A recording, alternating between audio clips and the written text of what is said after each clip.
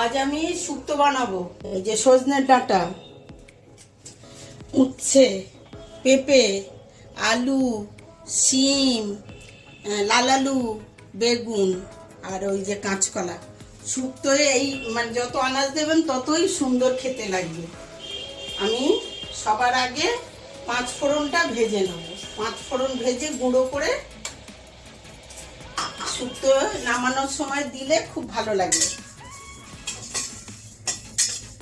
এবারে আমি তেল দিচ্ছি কড়াইতে, বড়িটা ভেজে নেব। অল্প তেল দিলাম, বড়িটা ভেজে নামিয়ে নিয়ে তারপরে আমি আনাজ ভাজবো।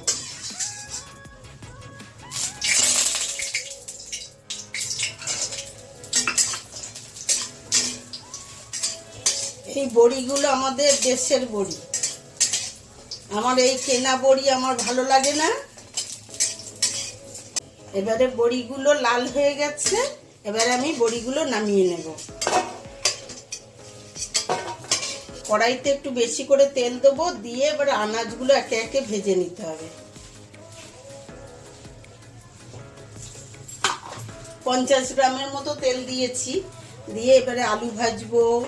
তারপরে কলাটা কিন্তু মানে হলুদ আর একটু ময়দা বা আটা দিয়ে জলে ভিজিয়ে রাখবেন, তাহলে কালো হবে না, নইলে কিন্তু কলা কালো হয়ে যাবে, তরকারিও কালো হয়ে যাবে। আমি ওইটা করে রেখেছিলাম, ছেঁকে রেখেছি। তেল গরম হয়ে গেছে, আমি আলুগুলো আগে ভেজে নেব। আলু ভেজে তারপরে আমি উচ্ছেটা ভেজে নেব, তারপরে আমি সব আনাজ একসঙ্গে ভাজবো। ওগুলো তো বেশি ভাজতে লাগবে না। আলুটা একটু লাল লাল করে ভেজে নেব।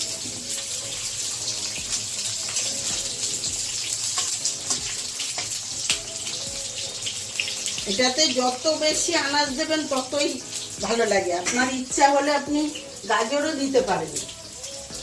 আমরা গাজর দিইনি, এতে মানে পেঁপে, সজনে ডাঁটা, কাঁচকলা, শিম, বেগুন আর লাল আলুটা কিন্তু দিতে হয়, দিলে তবেই মজে। অন্য সময় আপনার মূলোও দেয়, তা আমাদের বাড়ি খাওয়া হয় না মূলো, কাজে আমরা কোনো দিন দিইনি। ভালো লাগে, তবে মূলো দিলে একটু অল্প দিতে হয়, সেন্ট হয় খেতে। আলুগুলো ভাজা হয়ে গেছে, এবারে আলুগুলো নামাবো। আলু নামিয়ে এই তেলে উচ্ছেগুলো ভাজবো। উচ্ছেগুলো খুব লাল করে ভাজতে হবে, নইলে শুক্তোর একটা যে সেন্ট, যেমন উচ্ছে কারুকার্য বেশি আর 5 ফোড়ন ভেজে গুঁড়ো করে তার কারুকার্য একটু বেশি। এই উচ্ছেগুলো ভেজে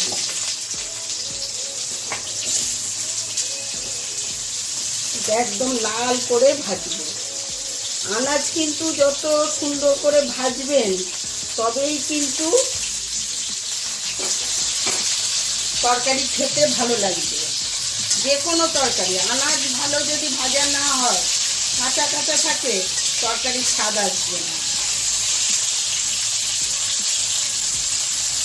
আমরা তো হলুদ দিই না, অনেকে দেয়, আমরা দিই না, আমরা হলুদ ছাড়া শুক্তো। এবারে দেখুন কত সুন্দর লাল হয়ে গেছে। এরকম উচ্ছেটাকে একটু বেশি করে ভাজা করে নামাতে হবে, নলে কি বলুন তো, কাঁচা কাঁচা থাকলে এক তো খাবেন যখন মুখে কাঁচা কাঁচা ক্যাচ ক্যাচ করবে, ভালো লাগবে না। এবারে আর একটু তেল দেব।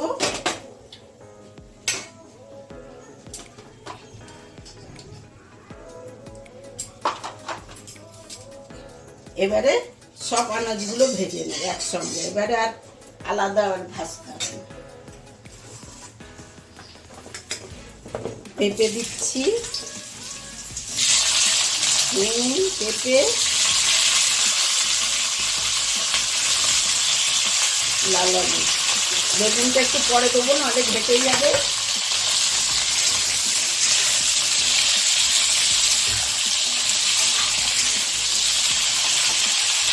কাঁচকলাটা দিয়ে দিলাম,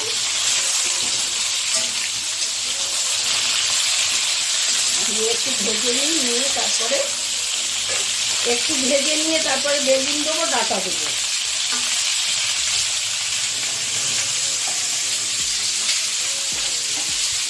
এবারে এই যে একটু লাল লাল হয়ে এসছে, এবারে একটু বেগুন দেবো আর ডাঁটা দেবো।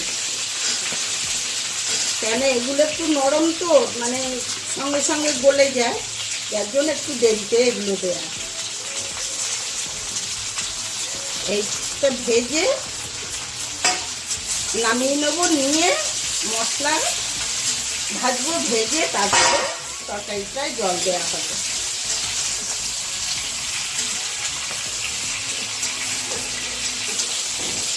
আপনারা বানাবেন, খাবেন, খেয়ে আমাকে জানাবেন। আপনারা সবাই একজন দুজন বললে তো হবে না, সবাইকে বলতে হবে কেমন হয়েছে, কেমন রান্না করতে পারছি কিনা। সবাই যদি উৎসাহ না দেবেন তাহলে আমি কি করে আগাবো? আমাকে তো উৎসাহ দিতে হবে, তবে তো আমি আগাবো।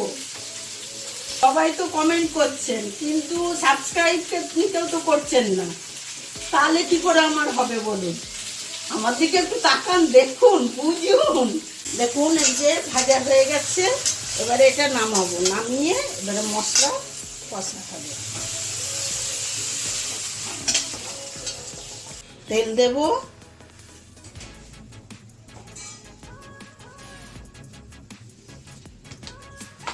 এই কড়াইটা এরকম কালো হয়ে গেল, যে আনাজ ভাজলাম তো সব রকম, আর যে লাল আলু এগুলো তো মিষ্টি জিনিস তো, যার জন্য কালো হয়ে গেছে। এবারে তেজপাতা দেব আর 5 ফোড়ন দেবো। এই যে তেজপাতা, 1 চামচ 5 ফোড়ন,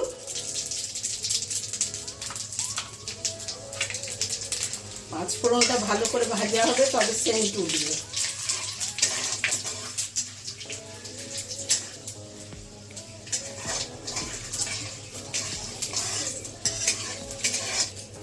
এবারে 1 ইঞ্চির মতো আদা বেটে নিই।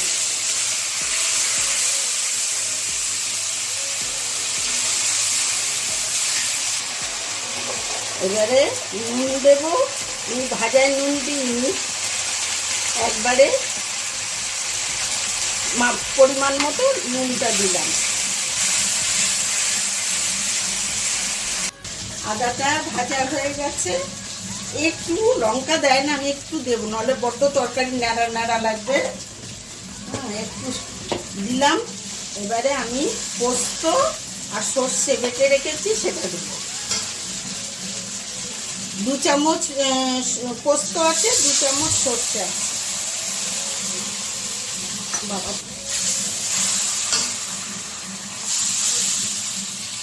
এবারে এই যে জল দিচ্ছি,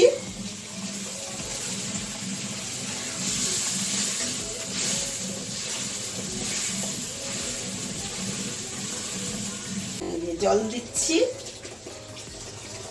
একটু বেশি করে জল দিতে হবে, আনাজগুলো সিদ্ধ হবে। আমরা একটু ঝোল ঝোল খাই, আবার কেউ কেউ শুকনো খায়, আমাদের যেন একটু ঝোল ঝোল খেতে ভালো লাগে। এই যে মশলা জলটা ফুটছে, এবারে আমি আনাজগুলো দিয়ে দেবো।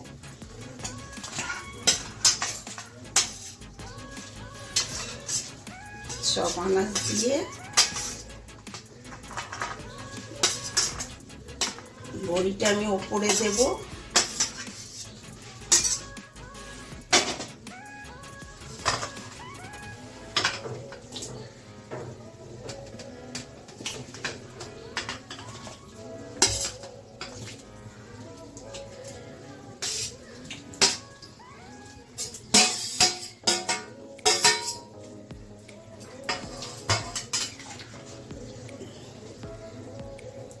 এইটা ফুটবে, আমি একটু চিনি দিয়ে দিই, ফুটুক। নামানোর সময় 1/2 কাপ দুধে আমি 1 চামচ ময়দা মিশিয়ে দেব।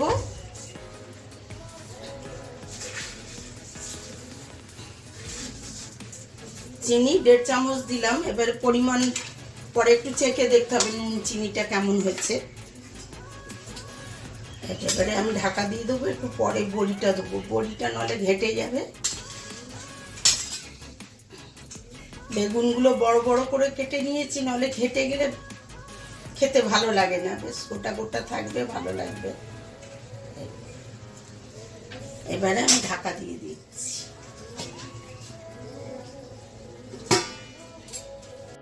এবারে তরকারি হয়ে এসছে শুক্তো।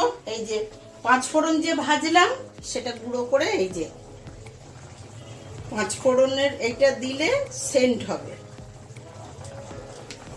এবারে দেব যে হাফ কাপ দুধ, তার মধ্যে 1 চামচ আপনি ময়দা নিতে পারেন, কর্নফ্লাওয়ার নিতে পারেন, যা হোক। আমি ময়দা দিয়েছি।